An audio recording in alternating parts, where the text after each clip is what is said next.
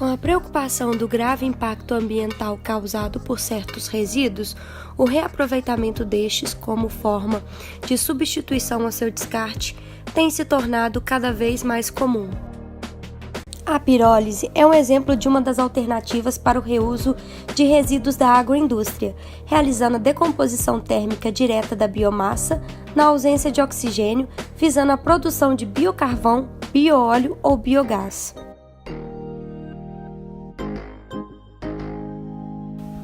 A casca de arroz é um dos mais abundantes rejeitos agrícolas em nosso país. Todos os anos, cerca de 80 milhões de toneladas de casca de arroz são produzidas em todo o mundo, sendo um material fibroso com alto teor de sílica e de difícil decomposição. O Brasil é um grande produtor de café. Durante o processamento do café, gera-se cerca de 50% de casca e, na maioria das vezes, são descartadas de forma inadequada.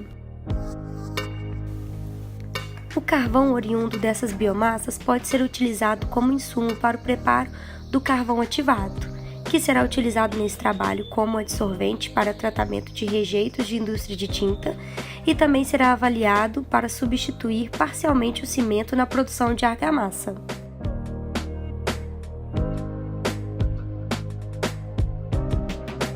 A secagem dos resíduos da casca de arroz e café foi realizada em estufa a 80 graus Celsius por 24 horas. Após a secagem, os resíduos foram moídos em um processador e a análise granulométrica foi realizada por meio da técnica de peneiramento com peneiras rotativas ou vibratórias.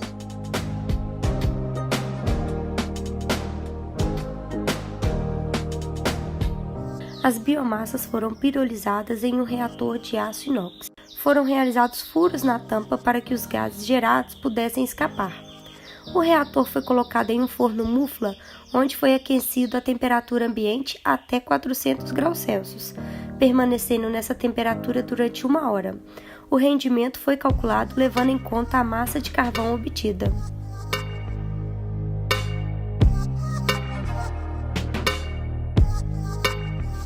No balanço de massa foram obtidos rendimentos entre 34,09% a 40,78% para a casca de arroz e 34,61% a 41,26% para a casca de café.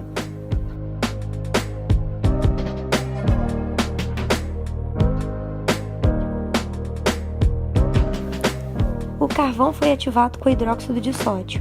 O material esteve em agitação por 24 horas no shaker.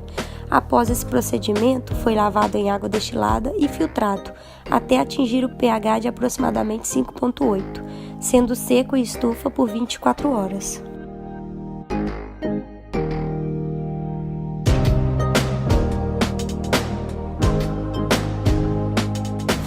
Após a ativação do carvão, foi feita a caracterização quanto à formação de mesopórios, através do teste de azul de metileno. As concentrações foram obtidas a partir da leitura das absorbâncias, realizada no espectro UV-Vis, associada à curva analítica, no comprimento de onda de 665 nanômetros. Com as concentrações encontradas, foi realizado o cálculo da massa de azul de metileno adsorvida por grama de carvão. O índice de azul de metileno para os carvões foram baixos, porém obteve uma eficiência de remoção elevada, principalmente para o carvão da casca de café, sendo de 86,3%.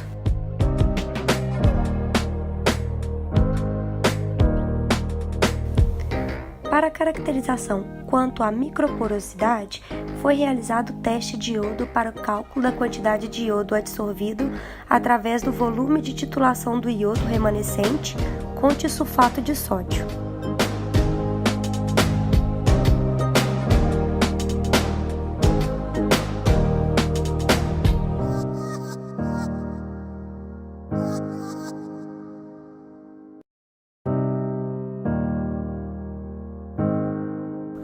Os resultados obtidos para o número de iodo remanescente estão dentro da faixa esperada. A diferença entre o carvão ativado da casca de arroz e da casca de café é insignificante, mostrando que ambos apresentam um número de microporos bem próximos.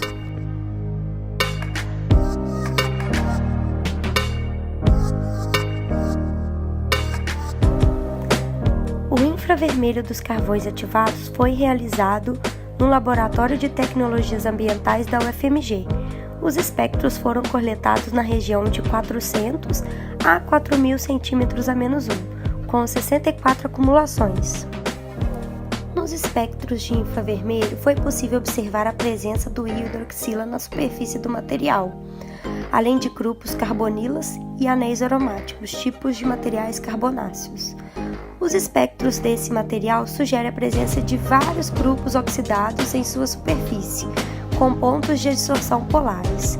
Esse perfil confere ao carvão ativado com NaOH maior capacidade de adsorção de substâncias básicas, como pigmentos naturais ou sintéticos.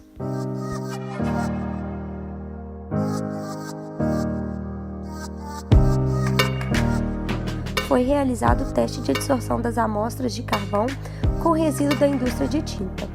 Apesar de vários tempos terem sido testados, o que apresentou maior remoção de turbidez para ambos carvões foi no tempo de 1 hora de agitação, em torno de 30% para a casca de café e 25% para a casca de arroz. Esse resultado corrobora com os testes de caracterização desses carvões, uma vez que o carvão da casca de café apresentou maior número de microporos e mesoporos. Testes com maior tempos de reação foram realizados, porém, a dissolução do material causou interferência nos resultados.